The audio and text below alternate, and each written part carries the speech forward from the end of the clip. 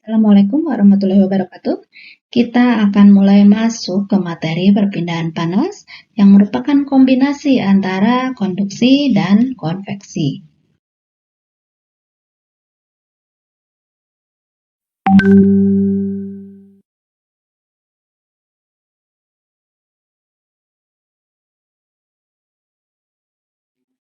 Baik, kita mulai dulu dengan kombinasi perpindahan panas untuk bidang datar. Perhatikan gambar berikut ini. Ada sebuah dinding yang kita lihat di sini ya. Nah, ada sebuah dinding luasnya A, panas mengalir dari sebelah kiri ke sebelah kanan. Pertama ada T1, ini adalah udara di bagian dalam, udara atau fluida ya, tidak harus udara. Fluida di bagian dalam dinding, dan dia akan mengalir ke arah dinding hingga mendapat atau memiliki temperatur atau suhu T2. Nah, perpindahan panas dari bulk atau dari fluida ke dinding ini adalah perpindahan panas konveksi. Di dalam dinding, panasnya merambat, T2 turun menjadi T3. Nah, di sini terjadi perpindahan panas konduksi. Kemudian keluar lagi dari dinding T3 ini ke dinding atau fluida di luar dinding, sehingga suhunya T4. Di sini ada perpindahan konveksi lagi. Tebal dindingnya delta XA. Bagaimana menghitungnya? Kita akan menghitung seperti menghitung untuk dinding komposit. Jadi kita ibaratkan ada dinding pertama, di sini perpindahan panasnya konveksi, dinding kedua perpindahan panas konduksi, dan dinding ketiga perpindahan panas konveksi lagi. Persamaannya tetap delta T over all dibagi R total. Nah, RA-nya sendiri adalah konveksi, RB-nya konduksi, dan RC-nya konveksi kembali. Dari sini, data yang kita masukkan atau data yang kita miliki tinggal dimasukkan ke dalam persamaan-persamaannya. Nanti kita pakai hukum persamaan Q-nya, bahwa delta T1 per RA akan sama dengan delta T2 per RB, akan sama dengan delta T3 per RC.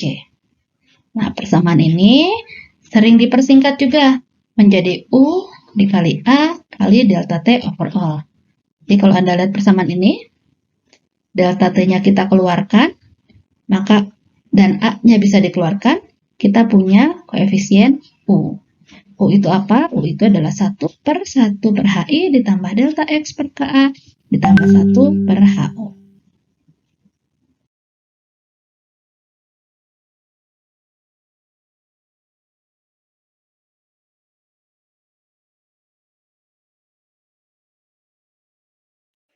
Untuk dinding silinder seperti apa? Sama juga seperti dinding datar tadi, hanya beda di nilai A-nya. Nah, kalau di sini tetap kita juga menghitungnya delta T over all dibagi R total. RA-nya 1 per HI AI, RB-nya ln RO per RI 2 PKL, dan RC-nya 1 per HO AO. Nah, bedanya dengan dinding datar, di sini berarti kita punya dua jenis U. U di sisi dalam dan U di sisi luar. Nah, ini A-nya juga karena punya dua, ada A di sisi dalam dan A di sisi luar.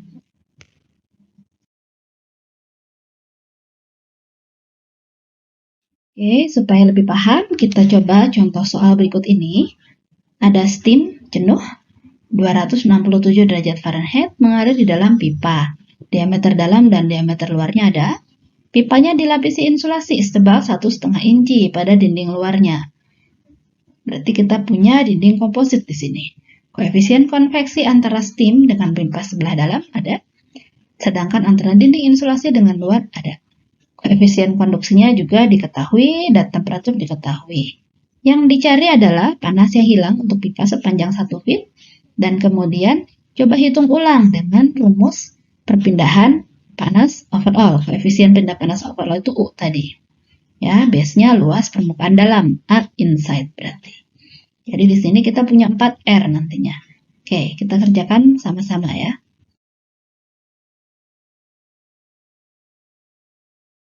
Langkah penyelesaiannya, seperti biasa kita harus gambar dulu pipanya. Kenapa? Supaya tidak salah menentukan nilai R dan luas permukaan nantinya. Jadi di sini kita punya RI. RI itu luas dinding dalam pipa. Ada R1 itu luas dinding dalam pipa ditambah tebal pipa. Ada R out itu dinding luar insulasi. Ada H in untuk fluida di dalam pipa dan H out untuk fluida di luar pipa.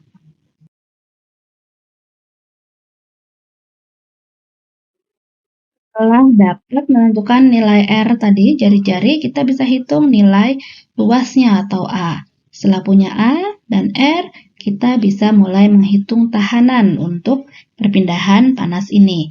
Ada tahanan konveksi di dalam pipa, ada tahanan dinding pipa, tahanan insulator, dan tahanan konveksi di luar pipa.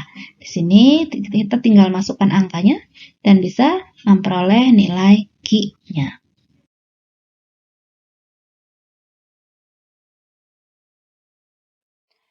Untuk yang B, bagaimana caranya? Sama, kita tinggal pakai U kali A kali delta T. U-nya ini karena tadi di soal pakai basisnya dinding dalam, ya kita hitungnya U inside. Cari dulu luas dinding dalamnya, kemudian bisa diketahui nilai U dinding dalam. Nah, dari sini kita hitung ulang nilai Q-nya. Harusnya tidak berbeda dengan nilai Q yang kita dapat di poin A tadi. Demikian untuk perhitungan perpindahan panas kombinasi. Silakan Anda coba latihan-latihan lainnya di bagian modul latihan.